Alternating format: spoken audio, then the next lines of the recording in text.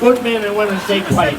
So I am really proud of you today to have come here in such large numbers to express your feelings of not being represented in this house behind me here today. But leave our children alone. The old Irish adage, Mulla Noika of the Chucky Sheep, who praise and nurture the young and they will come and be good citizens of this country. The attack, the sustained attack, and of course we have RTE leading it. And we see we're there now in tatters on the floor. So we stand and we fight and we'll reclaim Ireland for our children, our grandchildren and our people.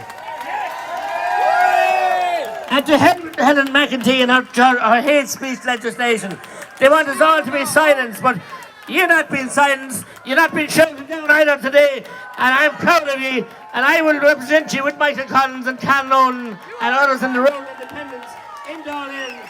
It's our duty. So I thank you from the bottom of my heart for being so caring about the children, and the speakers have alluded to there, plenty of experts, psychologists.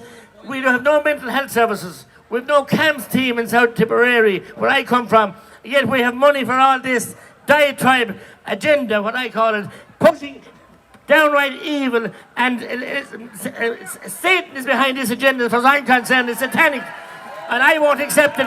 While there's blood in my body and a voice, a tongue in my mouth to speak, going to be a Mahagav Kalair and continue the fight, and we will succeed. Thank you. Thank you so much. Hearing from someone who works behind me, who's on our side to support childhood, gives me a glimmer of hope. So thank you, Mattie. You've been to a few of our events. We always see you there. Thank you very much. The next person up to speak is Dr. Anne McCloskey. I saw her over there.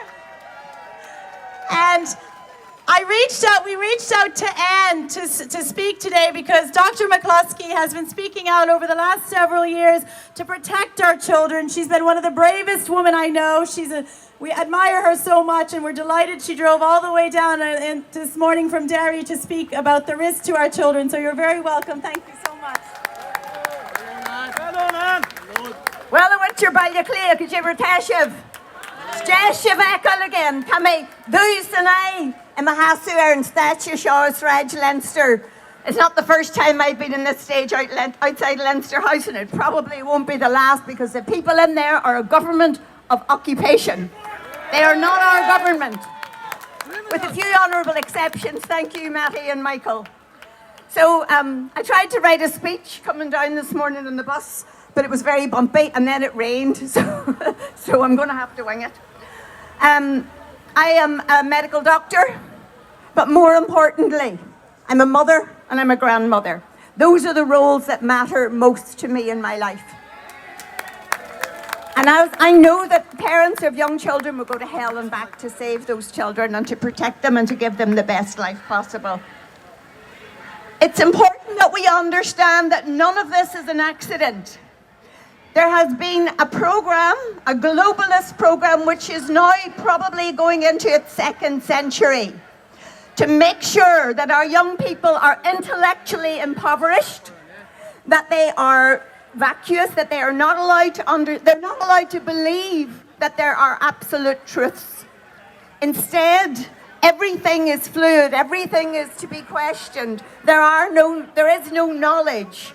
There is just what you feel like. And I really hope it works out for them.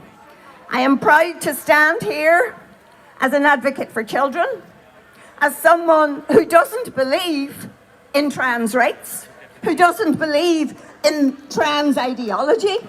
I am an adult human female, and with very, very few biological exceptions, and these are medical mishaps, children in the womb, their gender is decided at the time of conception. Now, people can rant and rave and say that's incorrect. It's feeding the trans beast is like giving children with anorexia slimming tablets. Yeah! Feeding the trans beast is like giving people who are morbidly obese more food. Yeah! It's a mental health disorder. and it needs to be regarded as such. These people require support and help, and unfortunately, we can see that very many of people with gender dysphoria, be they as children, adolescents, and obviously because of the indoctrination which is happening in our schools, in libraries and in the media, Disney, the films, all of it, we can see that the age of these people who no longer feel comfortable in their own bodies is getting lower.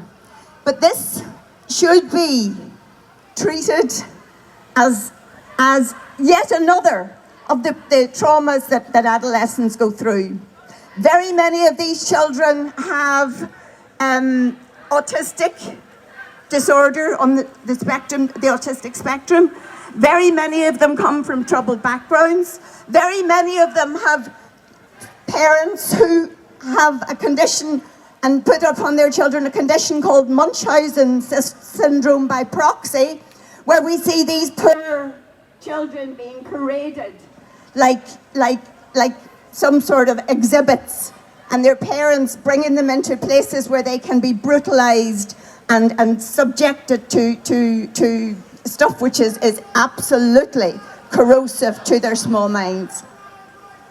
As I've said, this is a global destruction of our civilization, of our country, of our culture, of our faith, and we must see it as that. These people across the road are not the enemies. It's the bankers and billionaires who fund this whole filthy agenda who are the enemy. And we do get caught up, and people look over and say, you know, these are the problem. These are the victims. Yes. The intellectual bankruptcy, the three-word phrases, the vacuous thoughts, the stupidity.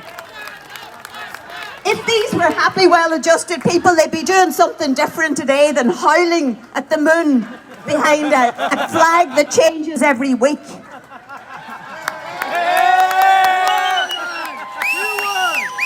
Our children in school are not being taught to read and write. They're not being taught to think critically. There are no such things as debating societies anymore or book clubs. What they're being told is to be activists. The person who writes our educational programs in the universities now is called Paulo Freire.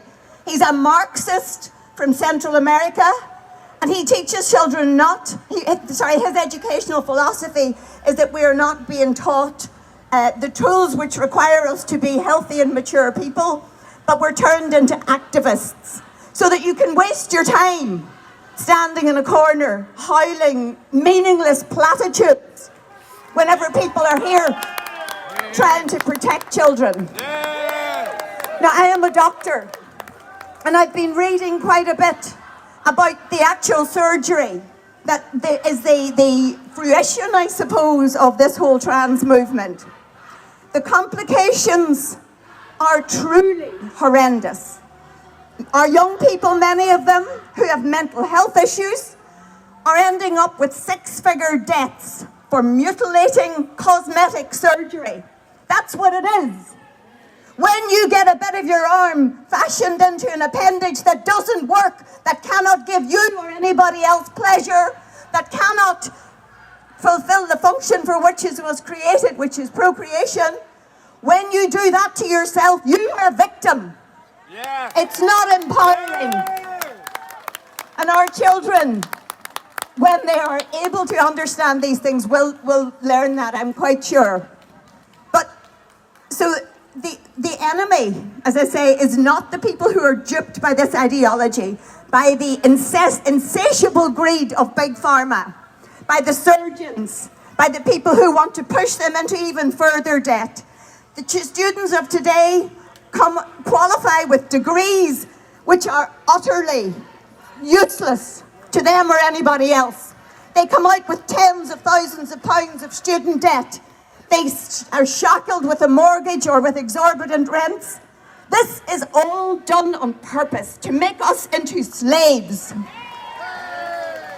So I'm proud to stand with you today. I don't make any apology. I'm a conspiracy theorist. I'm a proud anti-vaxxer. I'm a rebel.